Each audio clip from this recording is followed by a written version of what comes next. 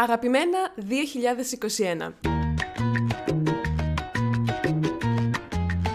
Ήμουν λοιπόν σε ένα vintage βιβλιοπωλείο. Το μάτι μου, εντελώς τυχαία, έπεσε στο ράφι με τα βιβλία για κυπουρική και φροντίδα φυτών. Εντελώς τυχαία. Βρήκα αυτό το βιβλίο, είναι αυτό. Υπάρχουν εικονογραφήσεις για κάθε τύπο φυτού. Πάρα πολύ όμορφο, πάρα πολύ πρακτικό, πάρα πολύ ωραίο. Μ' αρέσει που είναι παλιό. Το επόμενο βιβλίο. Έχω μιλήσει άπειρες φορές για αυτό το βιβλίο στο Instagram. Ενώ είμαι κάποιος που λατρεύει τις γλώσσες, η εκμάθηση γλωσσών και η γλωσσολογία στο δικό μου μυαλό είναι δύο ξεχωριστά πράγματα και υπάρχουν τόσα πολλά για τη γλωσσολογία που δεν ξέρω και δεν ήξερα πριν διαβάσω το βιβλίο. Είναι πάρα πολύ χρήσιμο και πάρα πολύ ενδιαφέρον, όχι μόνο για ανθρώπους που μαθαίνουν γλώσσες και διδάσκουν γλώσσες. Νομίζω είναι ένα βιβλίο που ο καθένας μπορεί να διαβάσει. Χαίρομαι πάρα πολύ, γιατί βλέπω πολλές φορές στο Instagram άλλους ανθρώπους να μου στέλνουν μήνυμα και να μου λένε «Το αγόρασα, γιατί το πρότεινες?» Και σκέφτομαι yes! Προχωράω με άλλο ένα gateway drug βιβλίο, λέγεται The Planets. Όταν το είδα, σκέφτηκα τη συζήτηση που είχαμε τον Λούκα Λαμπαριέλο, στο podcast μας που κάναμε, που είπε ότι η αστρονομία γενικώς μου αρέσει πάρα πολύ.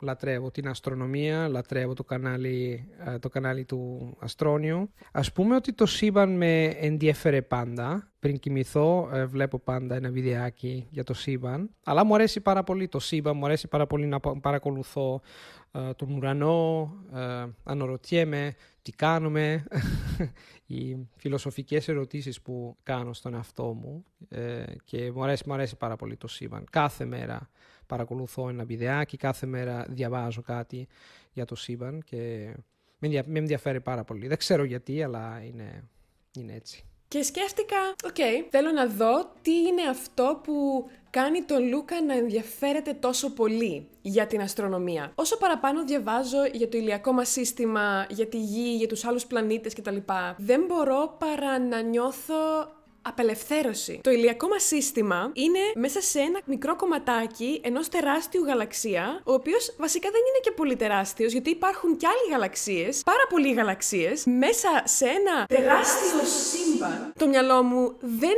μπορεί να το κάνει conceptualize. Είναι διαφορετικό να σας το λέω και διαφορετικό να το αισθάνεστε και να διαβάζετε γι' αυτό και να μαθαίνετε γι' αυτό και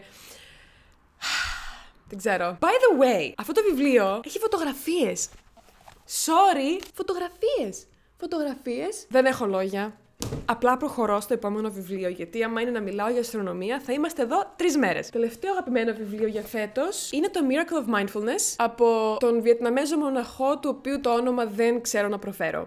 Νομίζω είναι ένα πάρα πολύ γνωστό βιβλίο. Είναι τόσο ωραία γραμμένο. Ένα από τα αγαπημένα μου κομμάτια στο βιβλίο είναι στην αρχή. Λέει ότι πόσες φορές πλένεις τα πιάτα για να πλύνεις τα πιάτα και πόσες φορές πλένεις τα πιάτα για να τελειώνεις και να κάνεις κάτι άλλο αργότερα. Ότι κάθε στιγμή που κάνουμε κάτι, εκεί είμαστε. Το παρελθόν έχει συμβεί και το μέλλον δεν ξέρεις αν θα έρθει και αν θα έρθει τι θα γίνει. Το παρελθόν και το μέλλον είναι concepts, δεν υπάρχουν. Το μόνο που υπάρχει είναι το τώρα.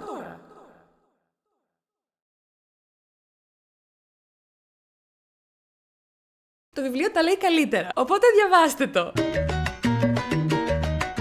Το 2021 είδα 20 ταινίες. Μέσα σε αυτές τις 20 ταινίες ήταν όλες οι ταινίες του Harry Potter, το Parasite, Silence of the Lambs, το Road to El Dorado, που έχω δει εκατομμύριες φορές και είναι από τις αγαπημένες μου ταινίες. Αλλά η αγαπημένη μου καινούρια ταινία που είδα φέτος ήταν το What's Eating Gilbert Grape. Μου άρεσαν πάρα πολύ όλοι οι ηθοποιοί. Το τέλος μου άρεσε πάρα πολύ. Η ρομαντική ιστορία μου άρεσε πάρα πολύ. Υπήρχαν τραγικά σημεία στην ταινία. Ο Ντικάπριο είναι φανταστικός ηθοποιός. Δεν είναι από τις ταινίες που θα επέλεγα μόνη μου να δω. Αλλά επειδή δεν θέλω να λέω όχι σε νέες εμπειρίες, αποφάσισα να τη δω. Εντάξει.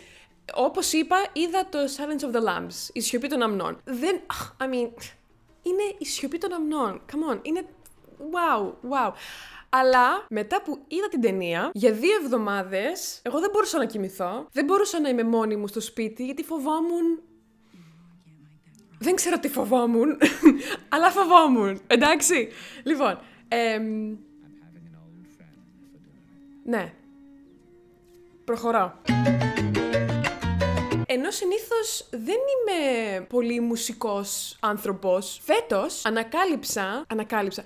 Ήξερα τους καλλιτέχνες που θα αναφέρω, αλλά ανακάλυψα ότι αυτοί οι δύο καλλιτέχνες είναι οι μόνοι καλλιτέχνες των οποίων δεν υπάρχει τραγούδι που δεν μου αρέσει. Όλα τα τραγούδια τα απολαμβάνω πάρα πολύ. Ήμουν έκπληκτη. Δεν έχει ξανασυμβεί ποτέ αυτό. Η πρώτη καλλιτέχνης είναι η ZZ Ward και η άλλη καλλιτέχνης είναι βασικά ένα συγκρότημα, η AWA. Απλά έχω κολλήσει. Και το πολύ ενδιαφέρον είναι ότι η μουσική των AWA είναι πολύ κοντά στην ελληνική μουσική. Άρχισα να αγαπάω πιο πολύ την ελληνική μουσική ακριβώς επειδή είναι τόσο παρόμοια. Όπως και να έχει, αγαπώ πάρα πολύ τη AWA, αγαπώ πάρα πολύ τη ZZ Ward.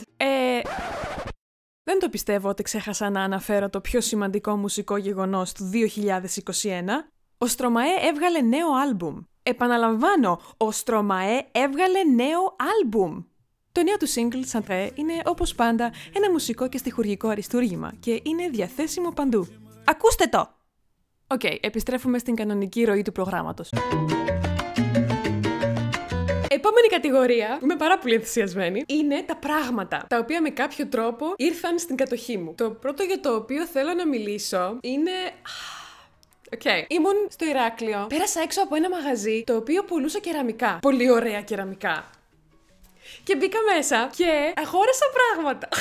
Γιατί ήταν πάρα πολύ ωραία. Και ήθελα να στηρίξω την ελληνική οικονομία, την τοπική ελληνική οικονομία. Εγώ γενικά δεν αγοράζω κεραμικά. Γιατί είμαι αδέξια. Και τα κεραμικά είναι τόσο όμορφα και. Τέλος πάντων, πού θέλω να καταλήξω. Μπήκα λοιπόν στο μαγαζί. Εγώ ήθελα να τα αγοράσω όλα. Αλλά αγόρασα δύο πράγματα. Αγόρασα αυτό. Κοιτάξτε δεν είναι. Επίσης, αγόρασα την πιο cool κούπα στον πλανήτη Γη, η οποία απ' έξω είναι πυλός και είναι glazed μόνο από μέσα.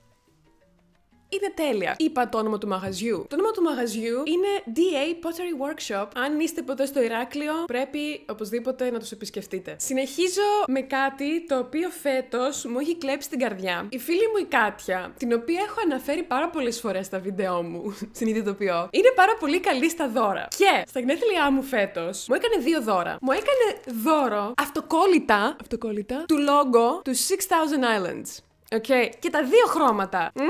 Γιατί η Κάτια μου έκανε δώρο αυτοκόλλητα? Μάλλον, ίσως μπορεί να μιλούσα πάρα πολύ για το γεγονός ότι ήθελα να φτιάξω αυτοκόλλητα. Γιατί, come on, το logo μου μπορεί να γίνει τέλειο αυτοκόλλητο. Κοιτάξτε το, είναι τέλειο. Δεν το ανέφερα για να μου αγοράσει κάποιος, να μου φτιάξει κάποιος άλλος. Το ανέφερα απλά ότι, κάποια στιγμή θα ήθελα να φτιάξω, να αγοράσω, να παραγγείλω αυτοκόλλητα. Το έκανε η Κάτια για μένα. Για τα γενέθλιά μου. Θέλω να ξέρετε ότι έχω βάλει αυτοκόλλητα παντού. Στο μικρόφωνο, στο κινητό μου, στο σκληρό μου δίσκο, στο λάπτοπ, στο τάμπλετ, παντού. Η Κάτια μου έκανε άλλο ένα δώρο, το οποίο θα αναφέρω αργότερα. Συνεχίζω με τα πράγματα που αγαπώ φέτος και ένα από αυτά τα πράγματα είναι το μικρόφωνο. Είναι το Blue Yeti σε ασημή. Δεν ξέρω αν υπάρχουν λέξεις στην ελληνική γλώσσα να περιγράψουν πόσο πολύ ήθελα αυτό το μικρόφωνο. Δεν υπάρχουν λέξεις. Το σκεφτόμουν κάθε μέρα, το ονειρευόμουν κάθε μέρα. Έκανα visualize ότι μία μέρα θα το έχω. Αλλά δεν ήμουν ποτέ σίγουρη αν υπήρχε λόγος να ξοδέψω χρήματα να αγοράσω ένα επαγγελματικό μικρόφωνο, το οποίο τελικά ίσως και να μην χρησιμοποιήσω, ειδικά από τη στιγμή που και τα podcast μου και τα βίντεο μου τα ηχογραφούσα με το κινητό.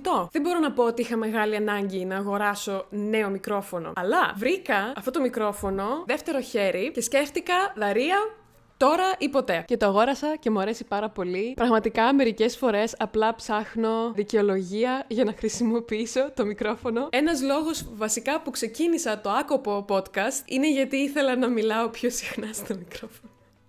Το αγαπώ πάρα πολύ. Αλήθεια, είναι από τα αγαπημένα μου gadget για τα podcast και τα βίντεο και το εκτιμώ πάρα πολύ και το αγαπώ πάρα πολύ και το προσέχω.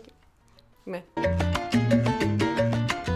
Φτάσαμε στην κατηγορία ρούχα. Το πρώτο μου αγαπημένο ρούχο φέτος είναι αυτό το φόρεμα. Και...